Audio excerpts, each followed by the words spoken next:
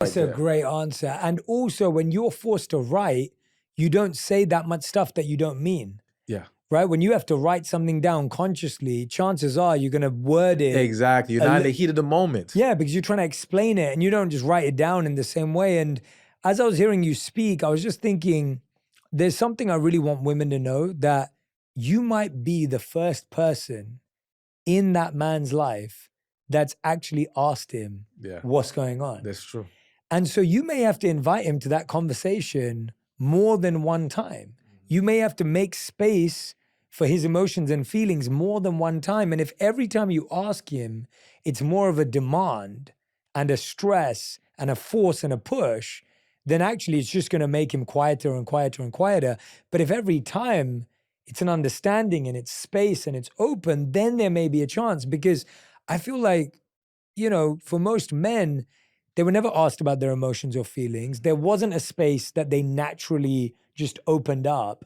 And hey, if someone's not opened up for 25, 30, 35 years, it's going to be hard for them to just come out with it because you asked a great question. Exactly. And so it's not that you're wrong or it reflects badly on your relationship. I just think a lot of men just haven't been given the opportunity to be there. Absolutely. And the reality is, for some men, certain things we just are not emotionally invested in or attached to in the way that she might be.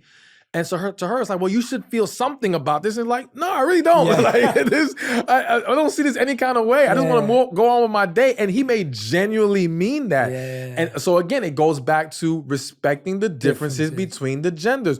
We do not process the same. We do not feel the same a lot of times, right? So that's going to lead to different levels of expression because there's not as much to express in certain situations. And it's just like, okay, again, you got to make sure you can be okay with that. It's not even a right or wrong thing in many cases. It's just okay, does that work for you or no? And if it doesn't, it's going to cause a problem. All right, then maybe we are in the wrong relationship. Yeah. But if otherwise, all right, then we can still work past this. Yeah, for sure. I'm really glad we went there because I think that's blocking so many people in that space. I feel like one of the big things that we talked about last time, and I wanted to talk about it a bit differently this time, is breakups. Because I feel like there's still this feeling that people have, and they can't not, where if someone breaks up with you, it breaks your world, you take it completely personally, and it makes you lose faith in love. So someone not only broke up with you, they broke your faith in love, and now you don't believe love exists. What are the natural feelings and emotions we all have to go through in a breakup that you can't avoid? Well, one thing I want to point out before I get to that is this. I think we have to start with understanding love is not relationship. We're conflating those two things and it's creating all kinds of issues and confusion, all right? Like you'll hear people say, well, everyone deserves to be loved.